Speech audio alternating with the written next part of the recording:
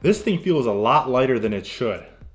What's going on, guys? Welcome back to yet another video. This is your boy Detroit, and today we're going to be going over the Sony G Master 24mm f1.4 lens. As you guys can see, I have been posting a lot of videos lately, and I'm only going to pick up the pace from here on out. So if this is your first time here on the channel, welcome. Please make sure you guys subscribe, and only if you guys end up liking this video, please make sure you guys destroy that like button for me. Now, for most of my videos that I've been shooting down here in the studio, I've been using my 16-35mm Zeiss f4 lens, or my f1.8 Sony 55mm lens. However, I needed a lens that would be perfect for low light situations and that was wide enough to be able to capture a wide variety of scenes without having to be super far away, and I also didn't want it to be super bulky or super heavy. I also have the 24-105mm Sony lens, but you guys already know how heavy that lens is.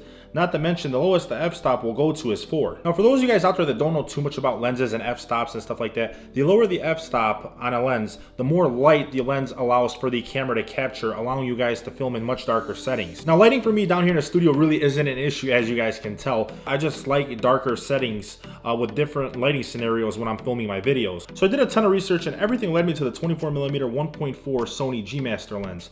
It's an awesome prime lens with really fast autofocus and an f-stop of 1.4 that also gets you a much wider field of view. Now, the lens comes in at just under 16 ounces and has weather sealings all around the lens, which is perfect for you guys that are traveling or you guys are doing a lot of photography where the weather is changing and you don't want to get the lens really wet. It has weather sealing and protectant all around the lens, so that's definitely a plus for you guys that are out there, you know, in the rainforest or that are out in those night scenarios with night shoots. This lens is perfect for shooting at nighttime because of the lower f-stop. So that is one thing to consider definitely later on when we talk about if this lens is really worth that $1,400 price tag. On the lens itself, you also have the ability to toggle between auto and manual focus. It has another customizable button and another switch that lets you select if you want your aperture ring to not click as you're adjusting it. Now, what I've learned in the short amount of time that I've been doing filmmaking is that there isn't a perfect lens out there. There's always something wrong with the lens. Either the autofocus is bad, or the price is too expensive, or the lens is just bulky and heavy. So there's definitely always something wrong, I feel like, in every lens that I've tested thus far. However, the more and more I've used this lens, the more and more I realize that there aren't really any cons when it comes to this lens.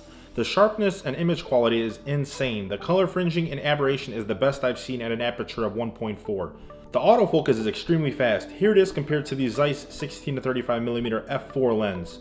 The build quality is fantastic as well, and it being weather sealed and not super heavy is another reason this lens is worth the $1,400 price tag. Which I do want to get into the price tag of this Sony lens for a second here. Yes, it is $1,400, but when I compared this lens to some of the other prime lenses from the other manufacturers such as Canon, when I looked at their 35mm f1.4 lens, the price tag on that lens was like $400 or $500 more than this one. I also checked around a couple of other manufacturers, and their prime lenses with this same f-stop were $500 or $600 more. So in my eyes, the Sony was much cheaper and a much better option than any of the other prime lenses out there with this f-stop. Now, one of my friends has let me borrow his Sigma 24mm f1.4 lens a few weeks ago, and the price tag on that lens is about $600 cheaper than the Sony.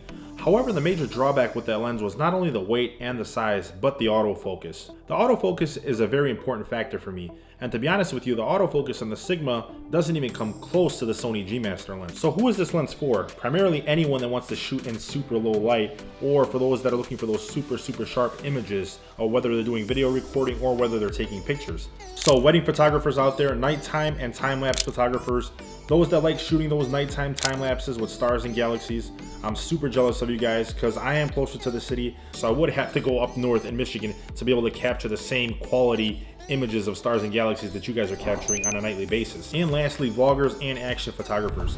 This lens I feel is a must for you guys. One other thing that I absolutely love about this lens is the minimum focal distance when you guys are trying to capture a subject. If the subject is this close, this camera captures it super fast with its autofocus, and it captures every little detail you guys are trying to capture, whether it's a picture, a video, whatever it is. The minimum focal distance I believe is less than a foot, which is for me absolutely awesome when I'm doing tech reviews and stuff like that. So that's another reason why I absolutely love this lens. Now, if you guys can afford a lens like this and you guys are currently in the market to buy one, I would highly recommend you guys go ahead and pick up the Sony G Master lens. There is no other prime lens in the market right now at this f-stop that even comes close to the Sony G Master lens. The autofocus is far superior than any of the other prime lenses at this f-stop. Not to mention the color and the aberration is absolutely phenomenal with this lens. The lens is lightweight, it's very durable, and I'm glad that I have it in my arsenal now. Now, if you guys would like to purchase this lens and support the channel at the same time, I will leave Amazon affiliate links down below in the description for you guys. You guys have been using them like crazy. Thank you guys so much for supporting the channel.